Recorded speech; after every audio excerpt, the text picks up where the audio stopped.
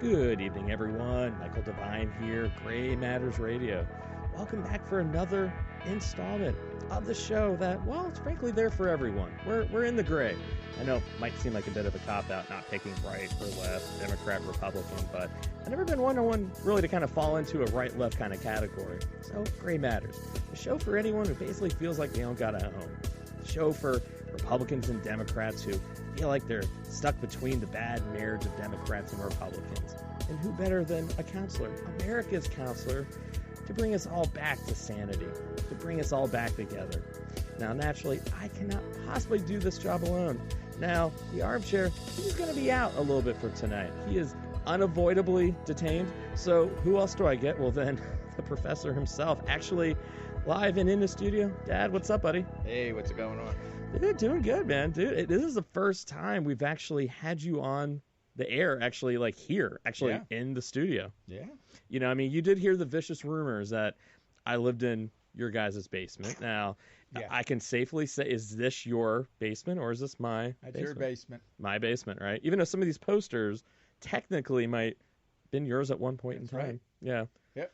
I passed them down. You did. Although the Andretti one, I did on my own. I chased down the Andrettis for those autographs. So, but you did pay for the tickets that got us into the event. So I guess you get some. That's right. Some say on that one. Yep. Yeah. So so now I'm really glad, you know, maybe by, you know, elegant design, Bill wasn't here, because there's we're introducing a new segment here on Gray Matters. Holly, our intern. Holly, you there? We might as well introduce you now. Hey, what's up? Nothing. So now Holly and I, you know, part of bringing on an intern, you know, trying to get to that next level per se. And we've been talking about segments and creativity, and Holly came up with a great idea. Naturally, I think like any good boss in America, technically speaking, I should steal the idea and say it's my own, but that's not right. That's not what we practice here, right? So I'm going to give her credit, right? She was always making fun of me, Pops. I'm always coming to her going, well, what the fuck does this mean, right? So there was something that she was like, you know what, we need to make this a regular segment because every week you're asking me, what the fuck does this mean? Usually it's some meme on Twitter or Facebook or somewhere. And so it's like, hey, Mike, you know, maybe we should turn this into a segment. So that's what we are going to do today. So now I'm gonna play a clip here, okay? And maybe Holly, you can help me figure out this whole thing. All right. So let's play the clip here. It's 14 seconds long. Hey. Hey. Oh. Hey. Hey.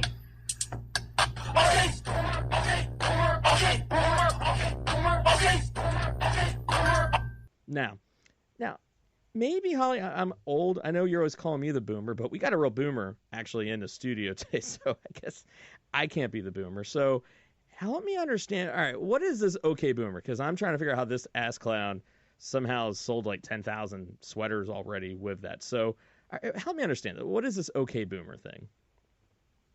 All right, so this is a trend that's kind of popped up in mainstream media. It's even had articles in the New York Times, Market Watch, and the Washington Post. But OK Boomer is this trend that has started with the song by the same name by Jed Will and Peter Cooley. And so it kind of started on the app TikTok. And so a lot of millennials and Gen Z kids are making these little videos using this sound, and it's typically making fun of baby boomers. So then these videos were then spread throughout the other social medias like Instagram, Twitter, and Facebook, and that kind of started when the boomers began to see it. So this kind of sparked a retaliation from the boomers, and there was even a radio host, Bob Lonsberry, who compared boomer to the N-word, which I think is a bit dramatic because you can say boomer, but you say it's the N-word. So, but that's just me. So a lot of boomers have started calling this movement a generational divide, but they've kind of been making fun of millennials for ruining things like the diamond industry and the dryer sheet industry. And American cheese, you can't forget that one. Fucking right. I love American cheese. You guys killed it.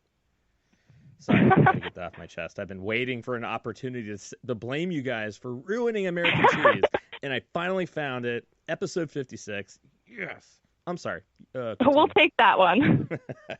So I kind of looked up the Urban Dictionary definition is when a boomer says something dumb and you can't even explain to them why they're wrong, because that would be deconstructing decades of misinformation and ignorance, so you just say okay and move on. And that is straight from the Urban Dictionary website. But Okay, a kind of boomer. another one is, right, it's a response to an older person when you're just ready to move on in the conversation. When you're maybe just like at Thanksgiving and they're talking about some thing and you're just like, okay, boomer, and you go back to eating your turkey. So I also... Gap. Yeah. Right. We used to call it the generational gap when other people talked to us. And we did it. We said, move on. See, it's not all that much different. I mean, it's for okay boomer, I think, has a little more derogatory, like okay boomer, like, you know, like a pat on the head, you know. But yeah, it's hey, you know. I think you guys are being oversensitive. I thought the millennials are supposed to be Generation Snowflake, but well, the Q-tips. I don't know. In healthcare, we call it, you know, the nurses used to call us Q-tips. So I mean, but it is kind of a good point. Now, Holly, like, it seems like now I'm actually impressed. You did your homework, or I usually don't. So I mean, I guess that's a point of having an intern. But you actually I was went and ready. looked this stuff up. So hey, there we go. But so now, from what I've even looked at, it seems like it seems like literally in the last like 2 or 3 weeks, there's been a salvo of articles going back and forth. It's like Vox did one, and then like the Post came out against it, and then there's even one about what Obama thought of baby boomers. I mean, is this like some faux Twitter war, or is this like legitimate outrage being felt by people? I mean, it's Well, I know it's definitely sort of been more underground. And then when it kind of came to TikTok, I think younger people were finally able to say, yes, this is the phrase that we've been waiting for. So it's kind of been kind of on the underground, and then it kind of hit TikTok maybe like a month or so ago. And so now that finally these videos have been shared to like Facebook and Twitter, where sort of like older people can see them, because there's not that many people older people on TikTok. So they're finally like, whoa, don't attack us. Only we can attack you. So, all right, you are our resident, you know, millennial, Gen Z, or wherever we want to kind of call you, right? Now, you've done your research. You have your own experiences. Now, what is your honest opinion? Let's have a discussion. It's not every day that we can have a Gen Xer, a baby boomer, and a millennial Gen Z all right on the same show. So, what is your honest opinion and thoughts about the baby boomers? And do you share some of those beliefs? Do you not? I mean, I think that this kind of whole okay boomer movement is kind of nice to see that people are kind of standing up to, like, they finally have something to say, to be like, I just don't want to listen to your opinion anymore, but, you know, we'll acknowledge it and we can move on. So, I mean, I definitely think it's an interesting way to kind of just move on to a different conversation. But then the boomer is going to be like, well, you didn't hear my entire argument. It's like, okay, boomer, but we're done. Yeah, we used to call it the generational gap. It's basically, we didn't have mass media. You know, we didn't have the access to the social medias that we did. Yeah. You could only say it, you know. So if you were with your grandparents or you were with others and you were at a dinner table and you shot your mouth off and all that, you get the crap beat out of you. Well, I would argue, I mean, is it the entire 60s sound? I mean, really, if you're talking about music, that was your social media. Yeah, our social media was done in song. Yeah. It was done in poetry. Yeah. In, you know, the literature. You know, other times it was done in art. Yeah. To where you started seeing the rebellion of the status quo, where we were rejecting the Depression era, World War II era of our parents.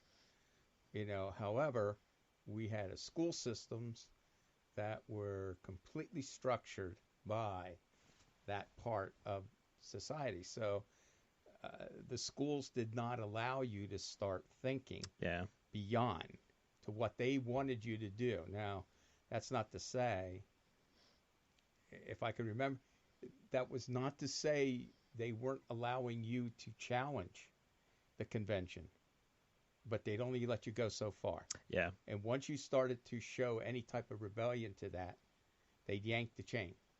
And when they yanked the chain, that was to bring you back to conformity, because you were conforming back to there. But the key of it was is the boomers from the time that they entered the society is basically we were being told what was to be done. You would believe in God, country, apple pie, the United States, and if you deviated from that, you weren't going to go. If you wanted to get a good job, you were going to have to go to school. But unlike the other generation, we didn't have student loans. So the only people actually really going to college were the rich. Yeah. The people who did not have the means that wanted to go to college or be educated were going into service. They were going into the militaries, or they weren't even going near the schools or the VOTAC. They were just going to jobs and doing manual labor. At that time, blue collar working was a big thing. People that went to white collar, that was reserved for the rich or the educated. Then the part that started to come in is to where you had an obligation to the country. And, the baby boomers got caught up into the Vietnam War. And our biggest thing was the defiance to the draft. Mm-hmm.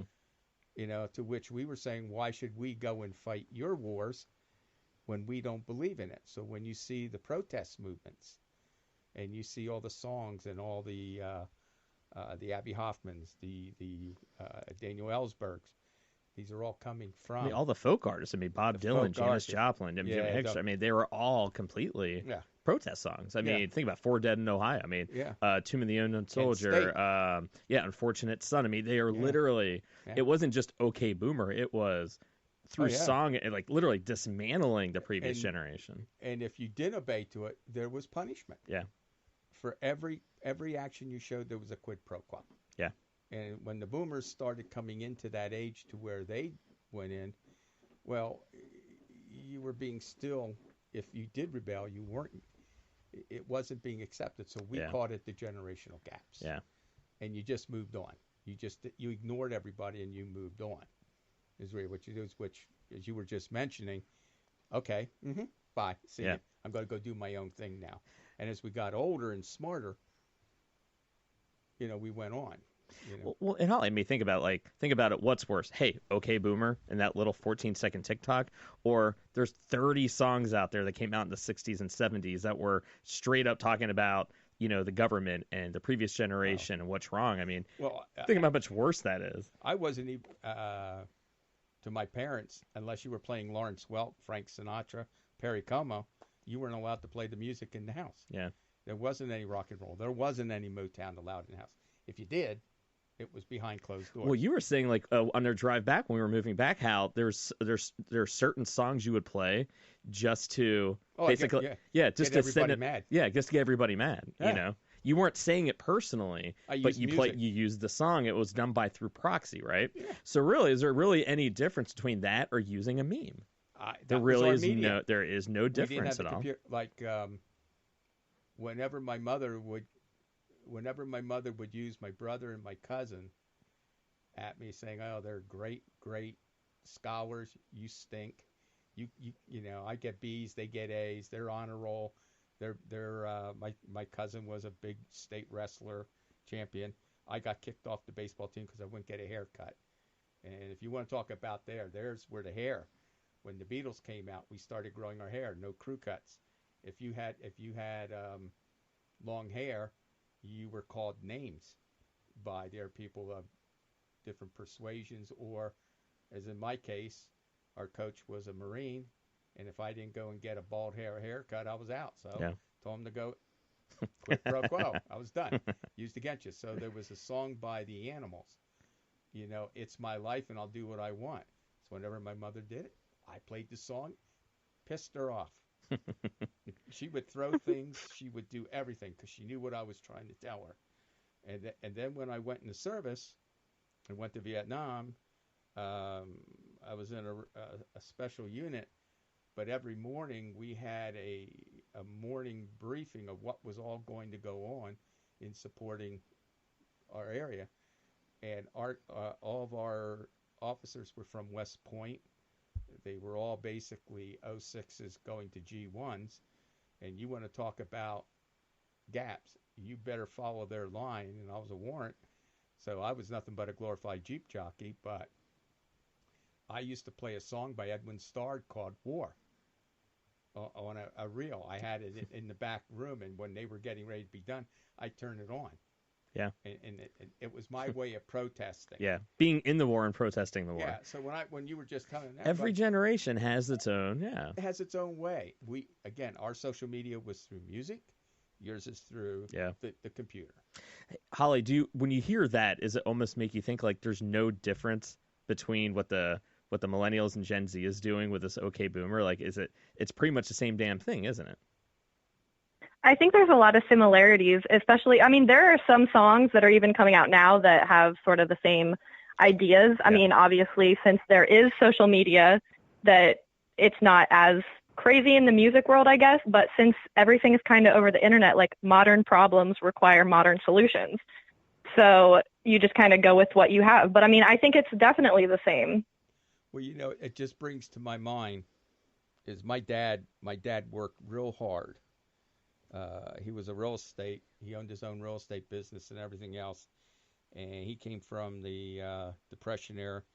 He was in 8th grade when the Depression hit, and he had to quit school to support the family. And then when the World War II came along, he went in the Navy, worked on radar, and then started finishing his school. So he struggled very hard. He wanted to make sure that my brother and I would go to college. On my part, I didn't want to go to college. I wanted to go to trade school and learn automotive design and automotive mechanics. Well, and this was, if I remember exactly his words, I have chosen you are going to be the lawyer. Your brother's going to be the teacher. And there's no ifs, ands, or buts, so don't even try to come back.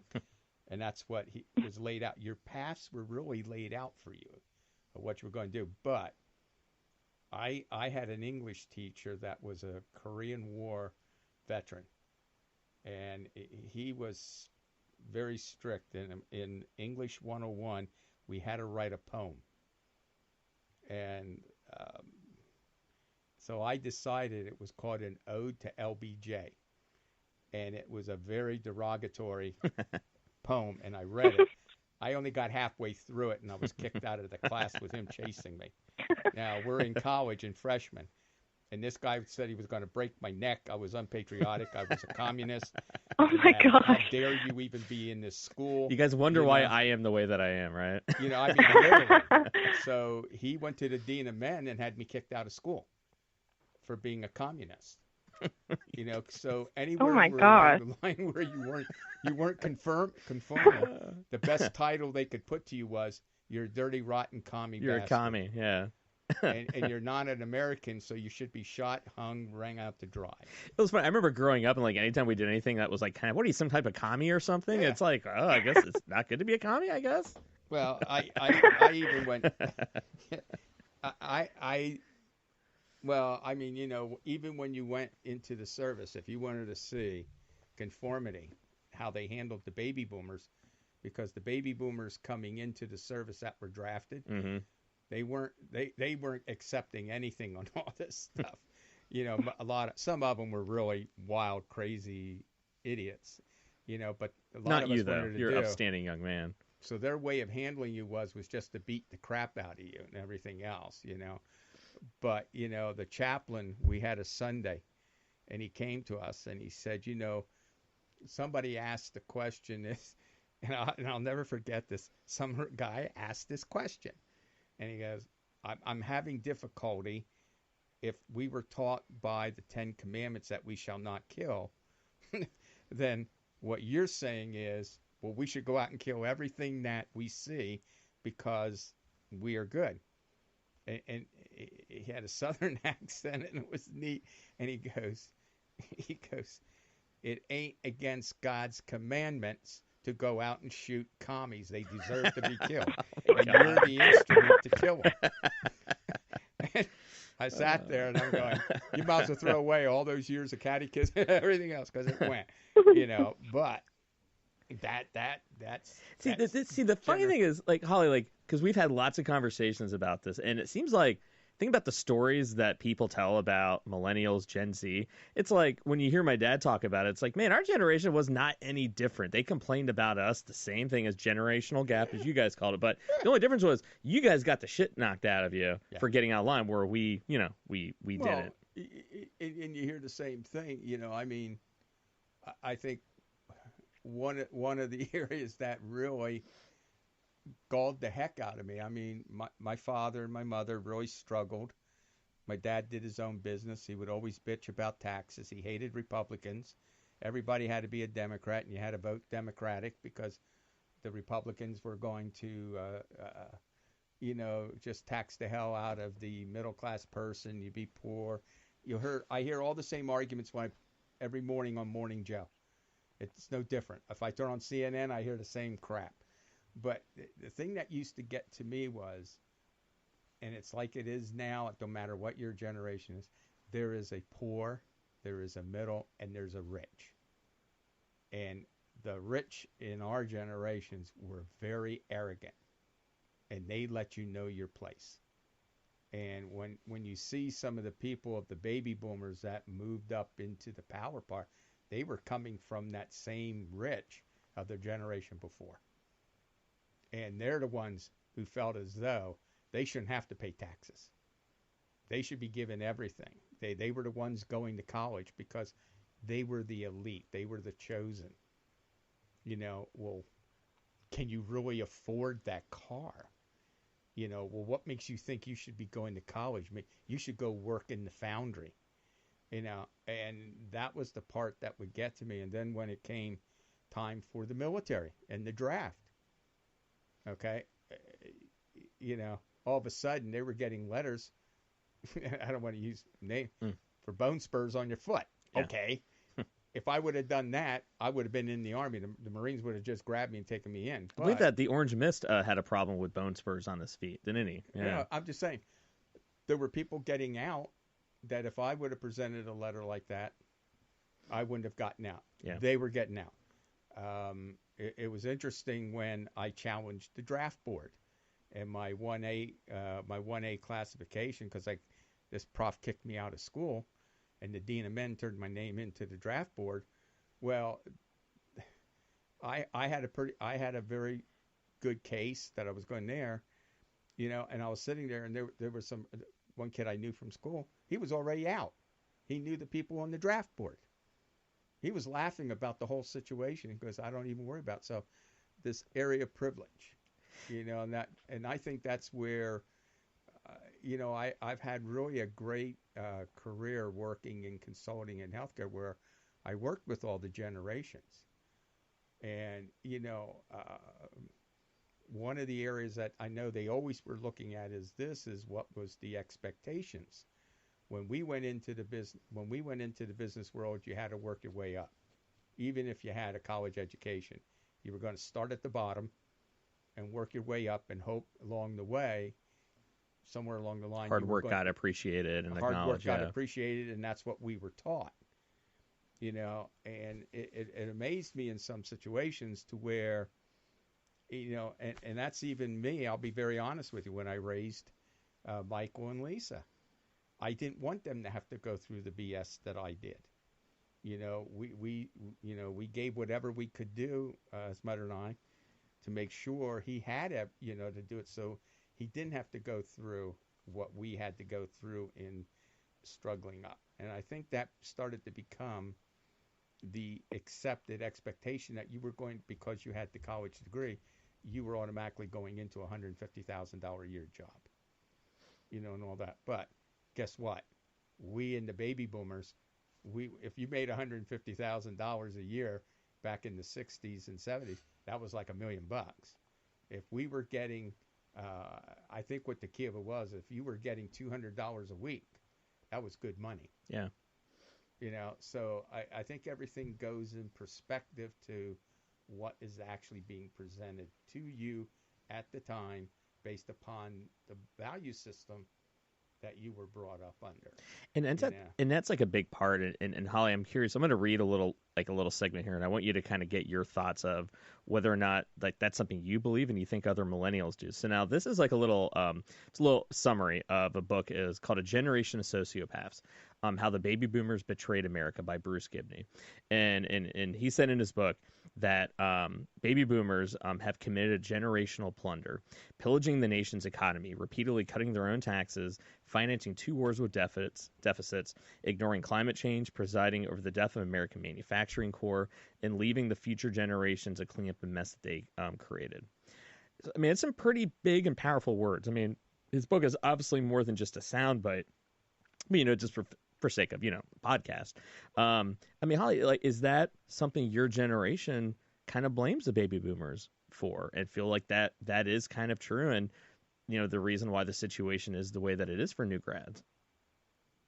I mean, first of all, I definitely think even now $150,000 sounds like $1 million to me. but I mean, I think kind of hearing just like people talking about the economy and how, I mean, I have to work a minimum wage job and I'm not getting enough. Like, I'm still living in my mom's house and I don't have enough to like save up yet to get an apartment, let alone one by myself or with my friends. And so it's kind of just interesting to hear for like the older people talking about how they had all this stuff kind of out the gate with like college and then was struggling to get jobs that would even pay $150,000 right out of college. I mean, I would love for that to happen, but all the jobs that I'm kind of looking at that would be sort of right after college, the maximum kind of starting is like 45,000.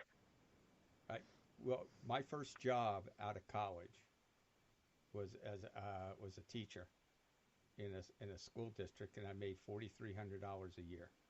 Jesus. And then I was a varsity rifle coach and an assistant baseball, and I got up to something like 53 or 55. Jesus. And by the time I think by the time that I was 30, I was only at around about $20,000 a year. Yeah. Raising children. However, what would call me, I used to see people that I graduated with and all that, and I know they were driving around in Corvettes and they were doing all that.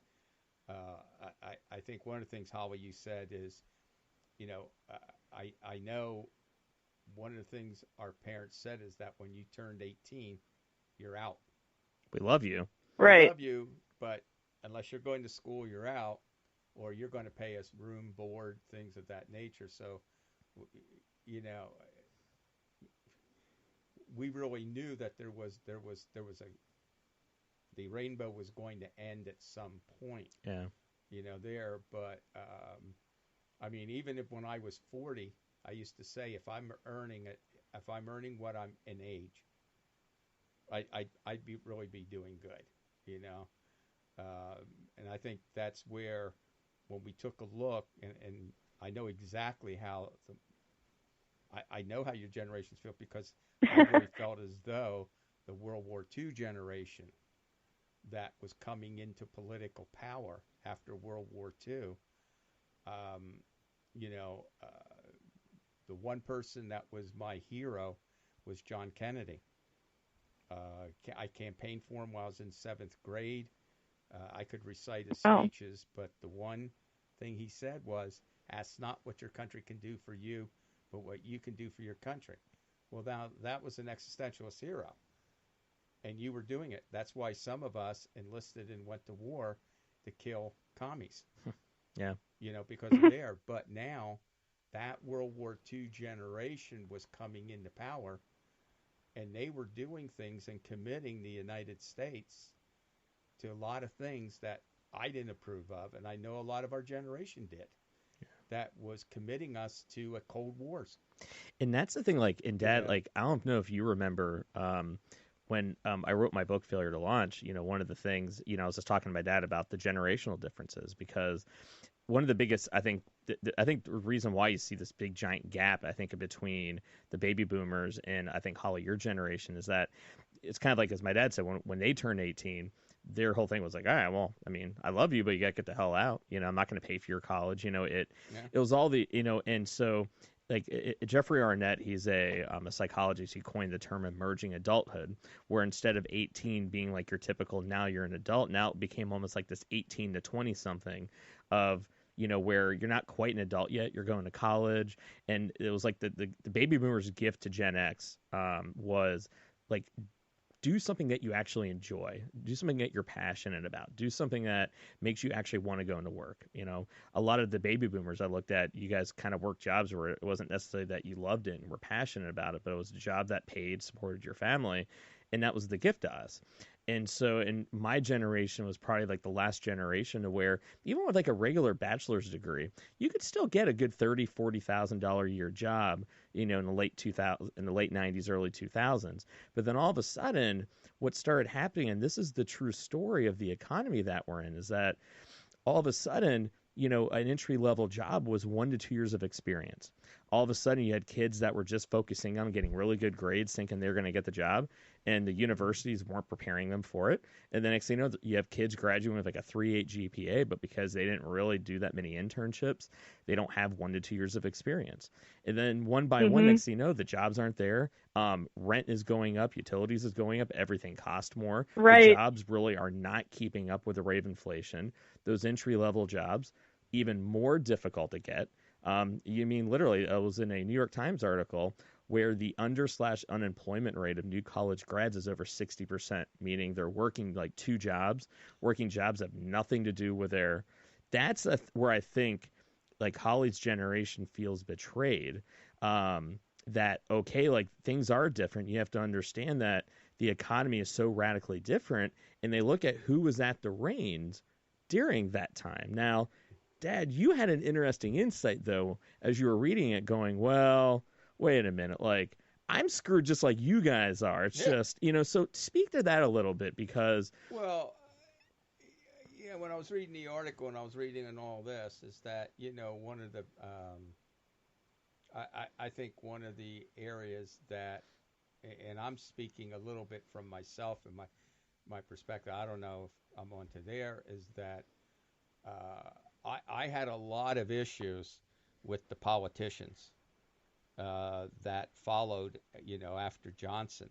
I know everybody will sit there and laugh. I really liked Richard Nixon, and but there was a reason for that. But when you start seeing the last of the presidents before Carter, they all were from the Depression, World War II era, and I always felt, and again, I was going through graduate school. I was working a full-time job, going to graduate school, and then working on the weekends to try to make ends meet.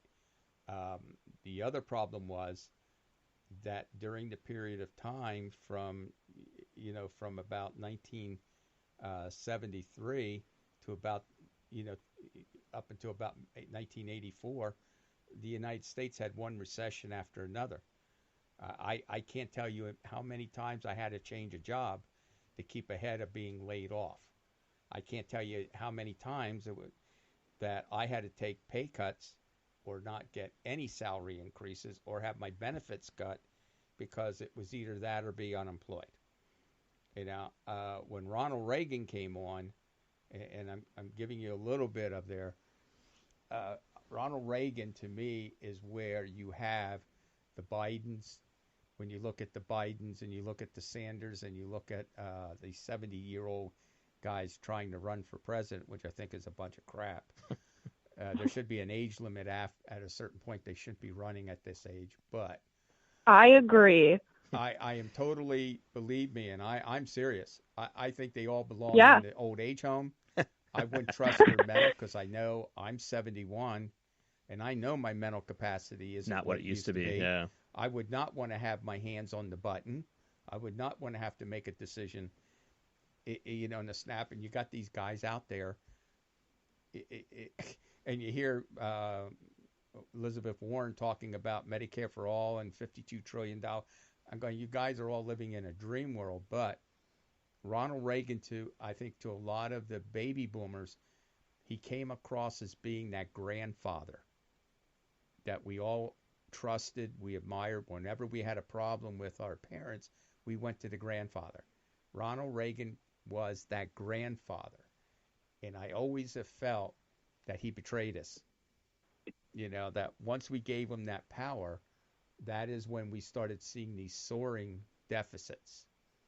And then all of a sudden it started becoming apparent to me, and I don't know about others, I started seeing how society was really on, that that the tax decreases that were coming through were for the rich. They weren't for me, because every time I started filing taxes, I was paying more taxes than I ever did, while the rich people were making money.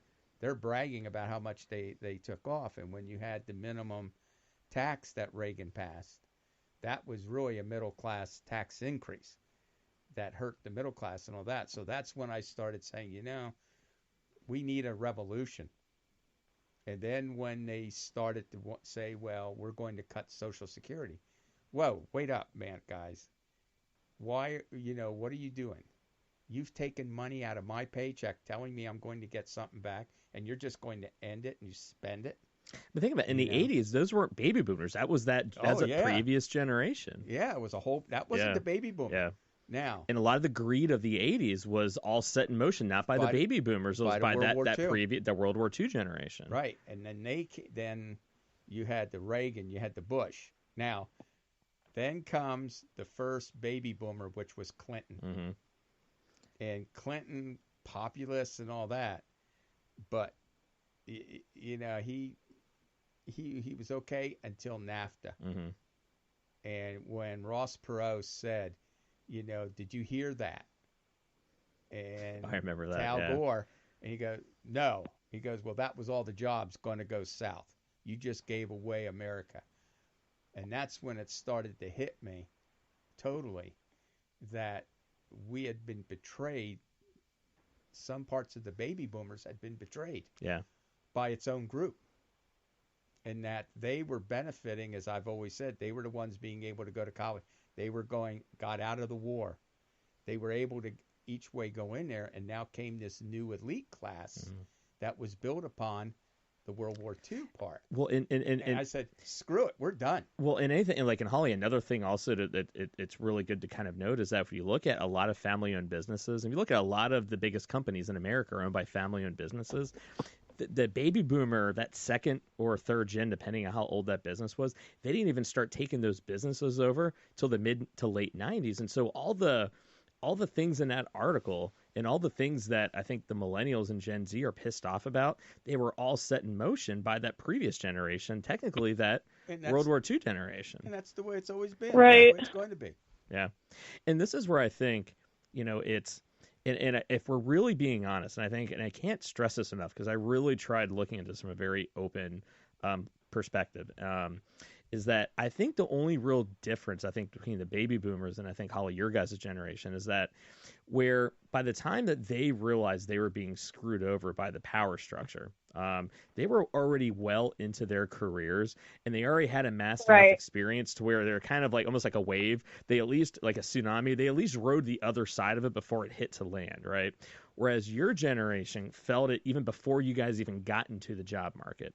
And that's the main difference is between the two. And I think the point my dad was making when he was reading all this is that technically speaking, these things are true.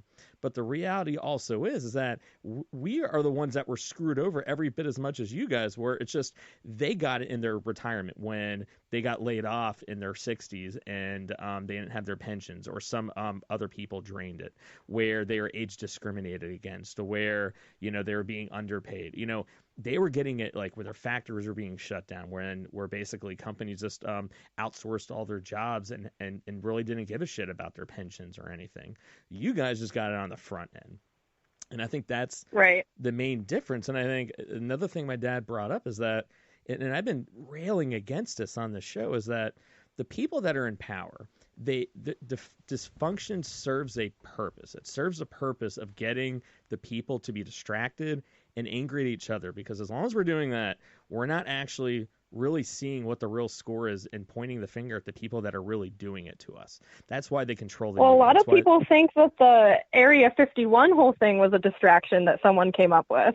A lot of everything. I think everything is a distraction. War can be a distraction. I mean, it seems like everything. It just stops people from coming together to rebel against it. Yep. That's the Holly, biggest. You hit it on the head. And Yep, because the government, I don't care what it is, the power elite. In fact, I just saw something just last week, I believe it was. It was on NBC News where they said now the 1% of the 1% of the American population owns 70% of the total American wealth. Yeah. And it's come at the expense of the bottom 50%. And I always tell everybody, and I reread the book, read 1984. You know, it is exactly what was said in that book. When they got it, then they would distract you. They would create a war. They would create famine, climate change. Yeah. They will look for something to distract you from them gaining that extra money while they're doing it behind your back. Yeah. Well, I think that's also why a lot of people like my age are kind of having like existential crises at like 20, because we're kind of seeing everything for what it is, and we're just like, oh my God, what's going on? Yeah. We all see it differently. Like, Dad, I think you saw a lot of it, you know, I mean, given you saw war, and so I think you saw that little changeover, but like, I think every generation saw it earlier and earlier, and this generation I feel the most for, because at least from Gen Z and back, we at least realized it once we were already firmly embedded in the system, and it's like we were okay. But the generations under us, they realize it. And they realize how much more difficult it is going to be for them. And I think they do have a right to be very angry and upset, but I think it's misplaced. And instead of it being about pointing at a group, it should really be about, okay, what can we do to talk with each other and understand? I think that's what I liked about this conversation tonight, because it's 3 different generations all talking about something, and we're all realizing that we're all kind of individually screwed over in the same way, albeit different places in our life, and we're all in this boat together. And so instead of fighting each other, instead of yelling at each other, instead of pointing a finger, it's like, okay, like, let's put our big boy and girl pants on, and let's actually then point the finger at the people that are doing it to us. And that's what needs to really kind of happen. I mean, maybe I'm wrong. I mean, Holly, I mean, you know, when you look at kind of hearing how everything was kind of laid out, does it give you almost a different appreciation of each generation and what their own struggles were? Yeah, but I mean, I also think that there's a lot of just extreme people for each sort of movement or whatever, and they could be in like a bigger view, so people see them and they associate it with the entire movement or the entire generation. So like one person will speak out and they'll be Generation Z, and they're like, oh my God, they're terrible. And that's just their assumption for the entire thing. Yeah. And do you ever feel as though maybe, just maybe, that's purposeful, that's been planted there to start almost like definitely. class warfare? Yeah. It's to gaslight, Definitely. Why I always look at it, I'm sorry, I'm a conspiracy. I always look that the guys at the top are doing everything they can to create the conflict on the bottom. Oh, yeah. Make the middle class and the lower class fight each other. I mean, think about that's really what's happening in politics right now. The lower class, you need to look to, it's the upper class, and the immigrants are the ones that are keeping you down. Go after them. If you're middle class, you're looking at, it's these rich Republicans that are kind of taking you. You got to go after them. Nobody is actually united in the fact that you guys are all equally screwing us. Like, look at the money that you guys are all taking in. Money gets put on both sides. And that's the thing, where it's like we just don't realize it. Well, you know, Holly, you know, one of the things that I sat back and, you know, was listening to some things you've said and what was in there. You know, this phenomena that we are experiencing in the U.S. against the American baby boomers, multiply that by almost every country in this world. It's happening across the country. It's happening across the world, yeah. To where classes of people, where we talk about it, there's classes of people out there right now where those governments have created to where they're actually warring against each other. Mm-hmm. You know? And you know, you get to the totalitarian state. Are we moving to that? Yeah. You know, Everyone. is that the whole key to where? But I look at every bit of the young people, and I look at their world, and I'm sitting there going, you know, it's just different. I mean, almost the same problems from healthcare. You know, healthcare. Well, I think there's a lot of boomers that like don't acknowledge that they kind of went through similar struggles. And I think that's the problem when we kind of get pointed the finger at each other. It makes us less likely and less open to hearing and empathizing with them. Because if you look at them as the enemy, you don't have empathy for them, right? But think about it like with like a war like Vietnam, right? Up until Vietnam, Americans did not really see the effects of war, right? But when all of a sudden the images, not only of soldiers coming back in body bags and being maimed, but actually seeing what it was doing to the Vietnamese, all of a sudden you have empathy for people and empathy for others that you didn't have before, and all of a sudden you care about them.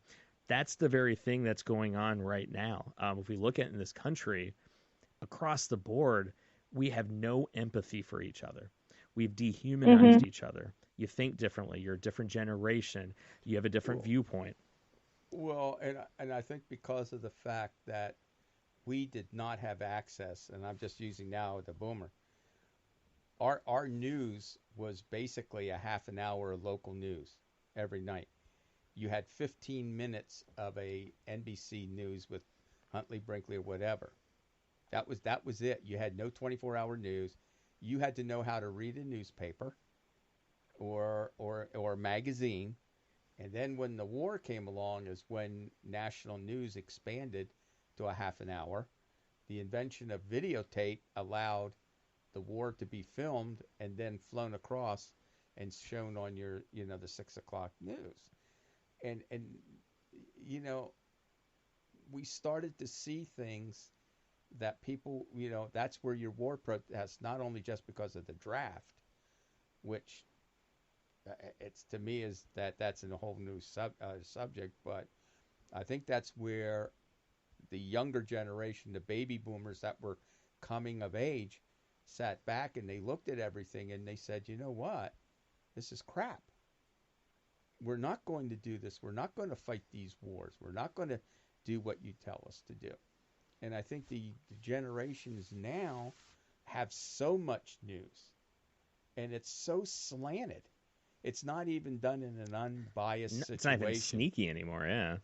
And you gravitate to that section of the news to where your emotions are, rather than being able to see. And there's not one news out there that's unbiased. Yeah. And when I look at the news and I see in Germany, in England, France, people rebelling, in the Middle East, everywhere, yeah. It's in Africa and all that, and you see the poverty and these people down, the younger generations, and then all of a sudden you see this class of the super rich. Well, that's telling you. But then we also, though, I think we're all complicit, though, because let's look at Amazon, right? They pay their people awful. We were talking about this on our drive, right? And the thing is, yet we can complain about it. We know for a very much fact how messed up it is. But guess what? We go on Amazon and buy our shit, right? Yeah. We go to Walmart because it's cheaper, right? And we buy Chinese. We buy Chinese. So it's kind of like we're all kind of guilty of it. We all reinforce it. But the only thing I'll give our generation of the boomers one black mark for, and that's our over-consumerism, is that, again, we can't, our parents were of the Depression. There was no money. When our parents started having jobs, we had it. We were into consumerism with cars. Shop till you drop, yeah. Greed is good. But all of a sudden, everybody realized, okay, let's over-consumer because it will grow the economy. Yeah. And that's what they geared us at. They made advertising to the baby boomer to consume. Yeah. Well, I mean, that was my only thing where I used to look at saying, God, well, no wonder we didn't save. Yeah. Well, think about this though. I mean, like in Holly, I think this will resonate even with your gen. I think a lot. Like, I remember I asked my dad one time about, I can't remember what we were talking about, and because like you kind of talk about with the young generation is that you look at the way things are and just by sheer just observing, it's like we're getting screwed over royally. It's out there in our face, right? I remember my dad, he was talking about with the baby boomers, and I was like, well, let me get this straight. So you guys, you kind of were really unhappy with the way the world was in the 60s and late 60s, and you started banding together the music, the hippie movement, and you started really, you had these leaders coming about going, we're going to change stuff, right? And then it's like one by one, every single change agent was pretty much killed or died. Mm-hmm. You had JFK assassinated, RFK picking up the mantle assassinated, Martin Luther King assassinated, Malcolm X assassinated, Medgar Evers. Yeah, Medgar Evers assassinated, George Wallace assassinated, shot. Yeah, you had a war that no one believed in, that maybe initially believed in, but then realized that it was completely messed up. And so it's like, I remember asking him, like, well, you had with Nixon knowing your government was completely corrupt, and it's like, what was the effect that it had? And I remember because I asked it, and usually I can, growing up, I could never ever ask my dad a question that he didn't really already know the answer to or heard. It was one of the first times my dad was like, wow, I never really thought of it like that. And the way you kind of worded it, Dad, was just that it was like, you're just like, well, fuck it. Like, no one else is going to look out for me. The government going to look out for me. Nobody else is. So fuck it. I'm going to do me. I'm going to take care of me because ultimately that's what's going to happen. And that fed right into that Yep. 80s generation of excess, greed, spending, fuck everybody else, walk all over everybody. Greed is good. And that's the thing where I look at, imagine what it would be like in a generation where you finally had hope and every single leader, every single person that was pushing that change got basically offed by the very people that they were trying to change. And imagine the psychological effect that would have on a generation. And that's where I came back and said, even though I voted for Ronald Reagan, I was brought up as a Democrat. And usually I split my ticket, but in the beginning, I really thought Ronald Reagan was going to be that moderator to teach us, and then all of a sudden it dawned on me, he's no grandfather. That's honestly, we're getting screwed again. Yeah, and that's why I was disappointed by Obama. I thought Obama was going to be our JFK and would do that, and it's like nothing, right? So I think like that when we're looking at it from all these perspectives, it's like. This is a multifaceted. It's a lot deeper than I think we all kind of realize, and I think the more we have conversations like this, I think that's the route that we have to go to really understand that we're all in this together. And so instead of pointing the finger, we got to kind of bring it back, and I think with the new Holly, as you were saying, working two jobs and things of that nature, that was. A lot of people in the boomers had to work two jobs.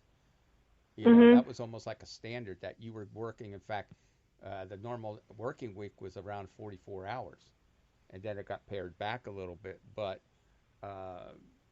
you sit there and you look at the younger people, in this next generation, and they're looking at it saying, why are we doing this? Yeah. If we have college, if we're buying into the dream, why am I doing this? Why isn't it? And I always sit there and going, the more that you keep the people struggling. Yeah.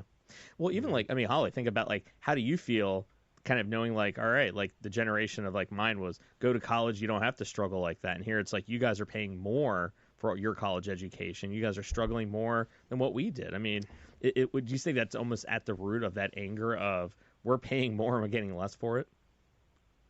I definitely think so, because a lot of people just, even with interest on student loans, it feels like you'll never be able to pay anything back and everything's just kind of on top of you. So then I think a lot of people are still they're starting to be like, well, you know what? Who cares? I guess we're just not going to.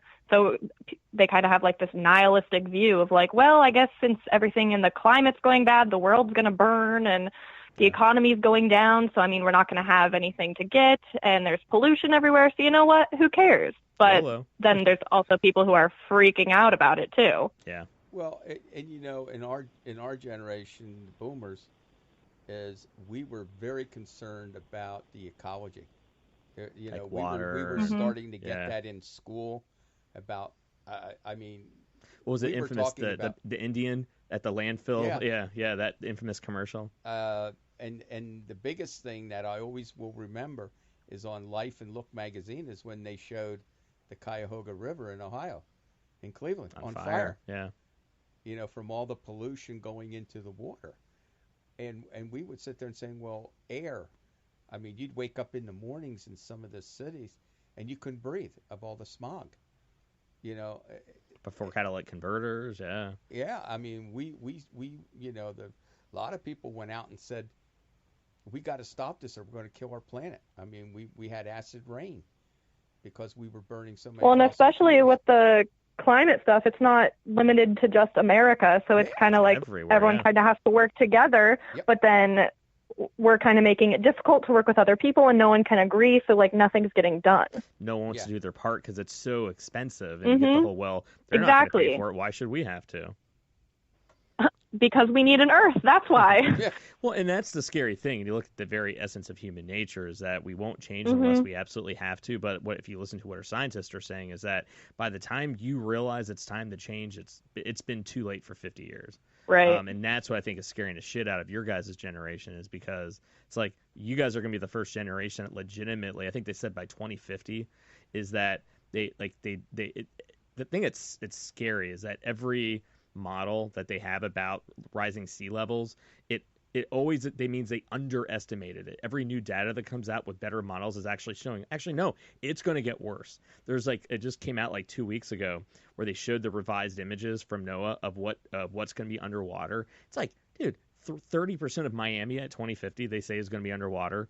20 to 30% of San Francisco is going to be underwater. They went across the world, and it's for that reason. If you and once again, no one's covered it. The head of naval, the head defense with the Navy, said the number one threat to national intelligence is rising sea levels due to climate change. Mm-hmm. He goes because we're going to have to move every single one of our Bases, bases. Nobody you're sitting there going, well, it's the scientists. We got our own military people saying this is one of the greatest threats. And know what the second greatest threat is that a retired head of defense said? Hyperpolarization in our country. Those are the two. Our military folks saying climate change and hyperpolarization. Well, Greatest threats. I'll add a third one into there. My biggest fear is not the rising waters or any of that. Is that we are going to get ourselves locked in a pandemic in which of unproportionate, going back even to the Black Plague and all that, because our government has rather spend trillions of dollars in building all that, and we haven't invested the money to create new antibiotics.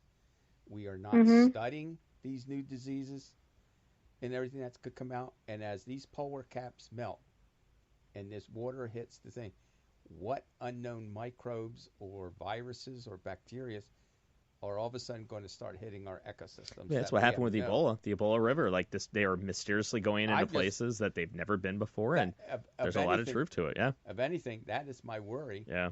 And us. Well, not to mention all the people that aren't getting vaccinated. That's Jesus Christ. Yeah. Yeah. Literally, some dude on TV the other day saying, measles really isn't that big of a deal. It's like, have you actually seen what because measles you have the does? vaccine. No, it is not just a regular fucking thing, right? It's Jesus Christ. Well, we eradicated it for a reason. Exactly. There's a reason. Well, I had a person we were talking about, and I just shook my head and went the other way. I did the one thing saying blame it on there, but we were talking about Boomer. vaccinations, talking about,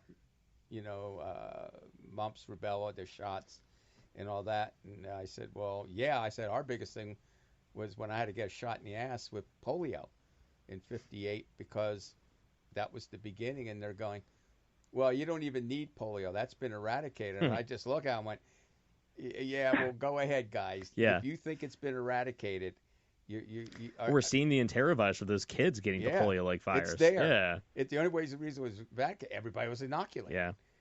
It's like smallpox. Well, Chris it's Rock. There yet. Chris Rock, he said this years ago. It was in the late '90s, in one of his stand-up. He was talking about why there's going to be like no more cures for diseases and everything. He goes, man, when was the last time you saw someone walking around with polio? He goes, like polio. Like, when's the last time we go, oh man, I couldn't make it to work yesterday. My polio was acting up, right?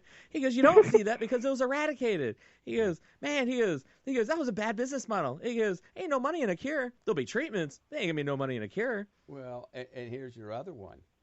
As these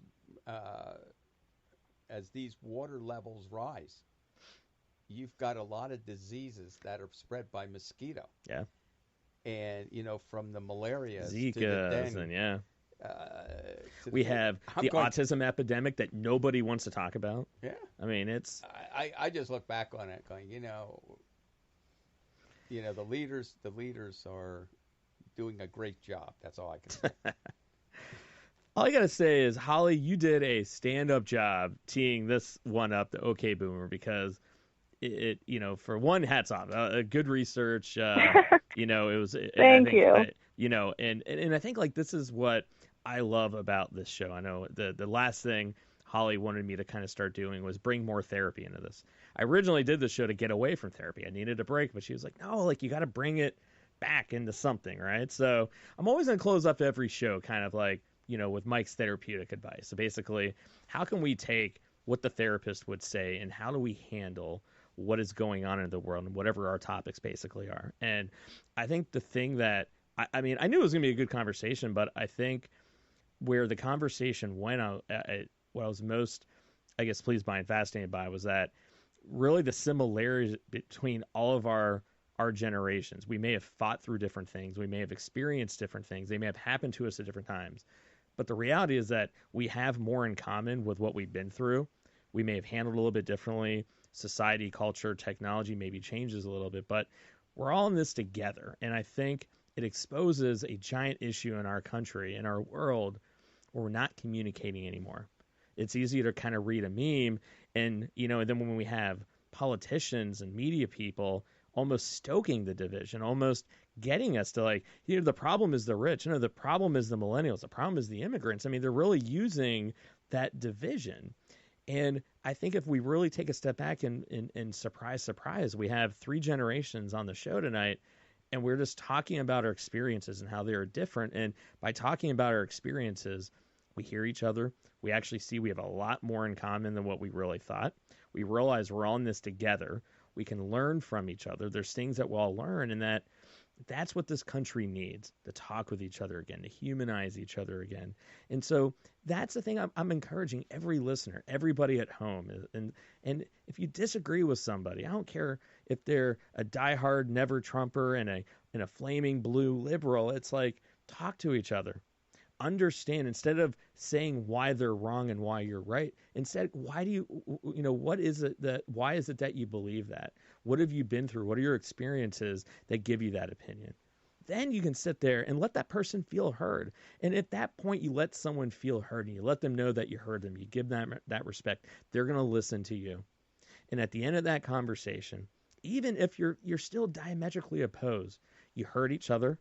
You humanized each other. You realize we're all humans. We're all Americans, human beings on this planet. And we're going to want to listen again. We're going to want to talk again. And if we talk again and keep talking, we'll realize there's so much more in common than we have. And it's only the politicians, it's only the people that stand a chance to gain from our division and narrow-sightedness are the only people getting us to look at the 1% where we're different instead of the 99% where we're all in this together. And if anything, I think us younger generations, we need the older generations to believe in each other, to realize we're on the same boat, but you guys have obviously had a lot more experiences than what we've had. So what can we learn from this? So, we don't make the same mistakes you guys did, or we can do it differently. And that's where we really need to go with it. And I think if we have these conversations on a national level, and I implore our candidates to engage in that discussion, stop this bullshit on the debate stage about tearing each other down or whatever. How about you start talking to each other? Start reaching out to the voters. So Democrats need to reach out to the Trump voter. Why did the Trump voter vote for Trump? What are their frustrations? Why don't they like the Democratic Party? And instead of trying to convince them, listen to them. It's amazing what will kind of happen as a result of that. So that's the therapist advice. I don't know if I'm going to follow it too well, but I'm at least going to try. All right. So On that note, I'm going to kind of wrap things up here. Holly, once again, rocking it out, our intern. That was awesome segment, Excellent. awesome advice, and yeah, way to go, all right? Enjoyed it, Holly. Glad I could help. And then Dad, the professor, actually in the flesh here. We appreciate you as always. You're like our resident old guy. I just can't wait for the day that we have you on here when you start yelling about words you're putting in the middle of the broadcast. It's gonna be awesome, and I'm gonna just keep you on the air the crazier you get. So it'll be fun to see what happens with old age, right? What? All right, everybody. That note, I'm Michael DeVine. Next time somebody asks you, hey man, you Democrat, you Republican, you red, you blue, you left, you right, well, just say, fuck that noise. My ass is gray. All right, everyone, you be good to each other. We'll see you next week, all right? Peace.